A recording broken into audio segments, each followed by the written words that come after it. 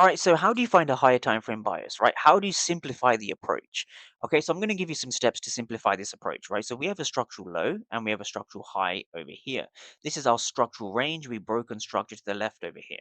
Now we have what we call our Fibonacci tool, right? So the Fibonacci tool, you only ever need three numbers, and the middle number is the most important. You don't even need the 0 and the 100. You actually need the 50. What is your bias now on ES and NQ? So this is ES on the 4-hour time frame. What I want traders to understand is one thing, right? This is my key level, right? This is my key level. Why have I drawn the key level like this? People get confused between breakers, order blocks, fair value gaps, OTEs, or whatever you want to call it, right? So what I'm looking for is essentially an inefficiency in the market. So I am looking for a fair value gap. We have a fair value gap in this region. This is a very, very large fair value gap, and I expect the market to fill this, right? Look at how large this imbalance actually is. Very, very big imbalance, right? So what's important to understand is that the key level is different to the fair value gap.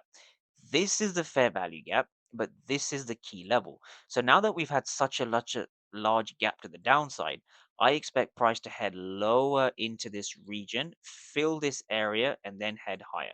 And the way you find your key levels is by understanding this 50% level.